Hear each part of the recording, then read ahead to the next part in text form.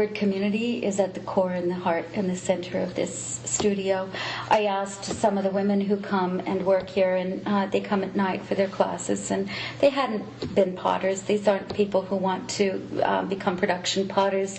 These are people who want to experience an art and a craft for themselves and make their own dishes. They said they love coming here because it's intimate, it's community, and they feel like this studio is their studio.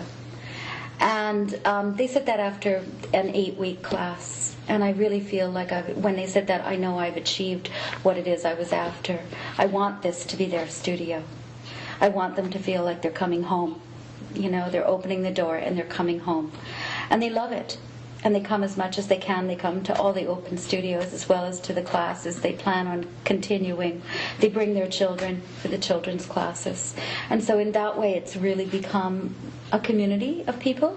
And that's a byproduct of what I had expected too, because though I had started with the idea, an intellectualized idea of creating community for youth, it's turned into a multi-generational community approach for mothers with young children, for people who have just moved to town and need a studio to work out of, for young artists who have graduated from a ceramics program and don't have the money for their own studio space, aren't sure that's what they want to be or do in life, but they have a place to practice that. This is a poem by M.C. Richards, who was one of my mentors in life as well as in pottery. She wrote the book Centering, and I had the great good fortune of working with her for 6 years. So she wrote this poem called Potter, which I think really lies behind the true essence of Earth Art Community Clay Studios here. Potter, this flat plate, this ladle and bowl, clay whirled on a wheel, raised slowly to the table. Straight and curved, our primal gestures speak out about the way we stand and breathe. Every leaf is saucer for the bread. Every falling drop prepares its cup. Always we are eating and drinking Earth's body, making her dishes. Potters like sun and stars perform their art. Endowed with myth, they make the meal holy.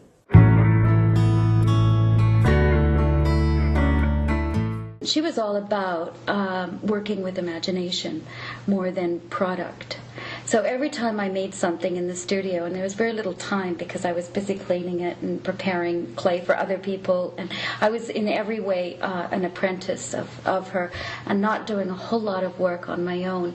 But every time I did and it collapsed, she would say, "It's just not finished yet." That became a motto for my own teaching. I've taught now for 20 years. I've taught from age kindergarten to high school, and whenever I have a student make a mistake in clay, in any kind of art, and they make a mistake, the first thing that pops out of me is, "It's just not finished yet." You know, in part of the centering book that impacted me was that potters actually live with listening to the clay, and that one needs to listen to students as you listen to the potter lives with clay. It's basically about bringing ourselves into center wherever we are throughout life, as a teacher, as a student, and to work with that dialogue that tries to travel back and forth between questions and answers and questions and answers. And that became a living metaphor for me and a living practice as I taught for the last 20 years. And now that I'm living out the dream of a pottery studio, I always wanted to go to art school, never went to art school, and I decided to make my own art school, and then to make it into community, because community and cooperation has been a big part of my entire life and what I believe in, and what I will continue to do my best to foster and aid and support.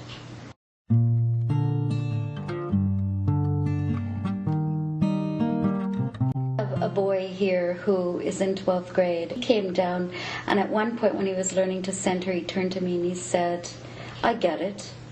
It's all about a feeling. You have to feel the clay inside.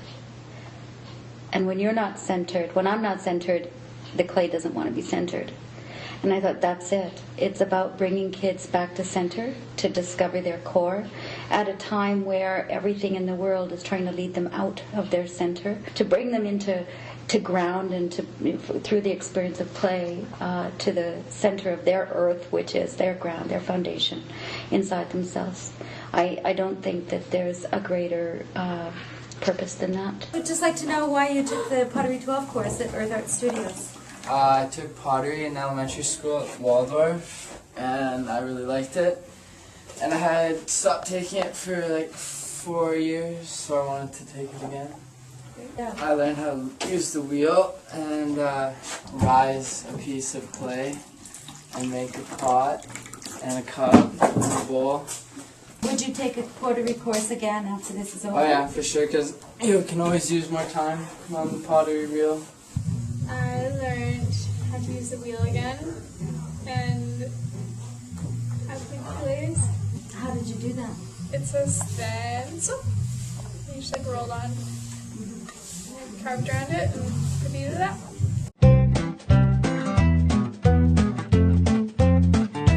Last weekend, for example, I came up with the idea of Christmas in the kiln, in keeping with other people's religious beliefs, a solstice or Hanukkah or Christmas ornament making decoration type thing that children can do with their parents. I also taught my first play date for sweeties. I thought, well, what a way to get to know your partner by actually taking a class together. And I lit candles all over the studio, and I played sweetheart music. And they made candlesticks and goblets. And they really did learn from one another. They were always peeking over to see what the other one was doing and offering comments. I have a feeling they'll be back.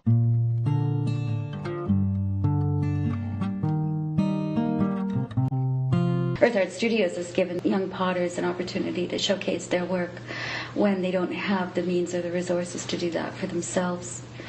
So I'd really like to, in that way, give a leg up to new young potters to see who they are and if they want to be potters in their life and if they want to be teachers. So my name is Erin Prospero of Prospero Pottery, and I am the neighbor of Diane Walters of Earth Art Studios.